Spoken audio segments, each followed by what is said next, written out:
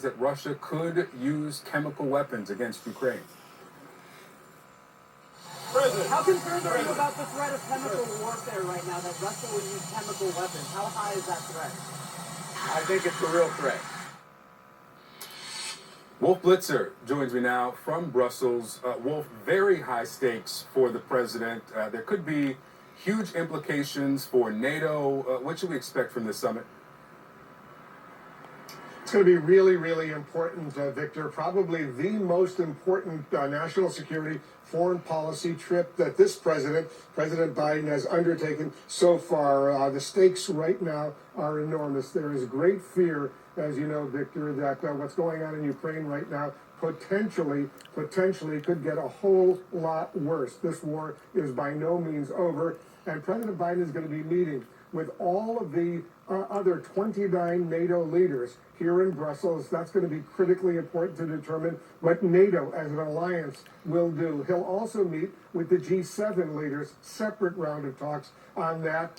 And finally, he's going to meet with the EU, the European Council. They're going to have a separate round of talks as well. The president will have a formal news conference here in Brussels before he heads off to Warsaw, Poland, for U.S. efforts to try to deal with this enormous refugee crisis. 3.5 million refugees from Ukraine have spilled over now, have left Ukraine and have gone over to neighboring countries, most of them going to Poland. So the president's going to be going to Poland. All of this is critically important because there is great fear among the U.S. that the Russians, in their desperation, potentially, God forbid, could use chemical or biological weapons, and they're even talking about nuclear weapons, some sort of tactical nuclear weapon. So this is of great concern to top U.S. officials right now. And one of the topics on the agenda, there's no doubt about this, will be the deployment of more NATO battle groups, U.S. troops, other NATO allies troops in eastern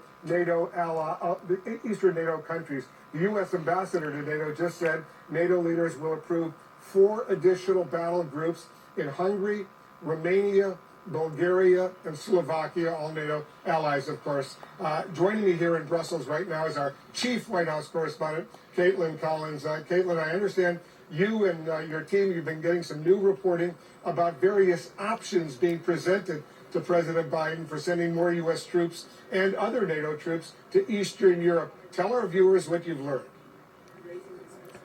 Yeah, well, President Biden will be here in Brussels in about an hour from now, but we do know that before he left, the Pentagon did provide him with a range of options for sending more troops, potentially U.S. troops, to NATO countries here in Europe that, of course, are understandably concerned about Russian aggression given this invasion of Ukraine that is now stretched into 1 month. And so while it remains to be seen what exactly President Biden and other allies here at the NATO summit are going to talk about, what they will finalize when it comes to this decision, this does seem likely because you heard from the head of NATO saying earlier they do expect to increase the NATO force posture. That likely means more U.S. troops are coming to these countries that are right there, Eastern European countries, right there on the border of Ukraine or potentially Russia, that have real concerns, of course, about their own protection, their own sovereignty, their own safety. And so this is something that has been discussed behind the scenes. It's only going to be part of the announcements that you're getting from President Biden tomorrow, though, after he has a series of meetings, Wolf, very abruptly scheduled meetings, where he is expected to announce new sanctions on Russia. We know part of that is going to be sanctioning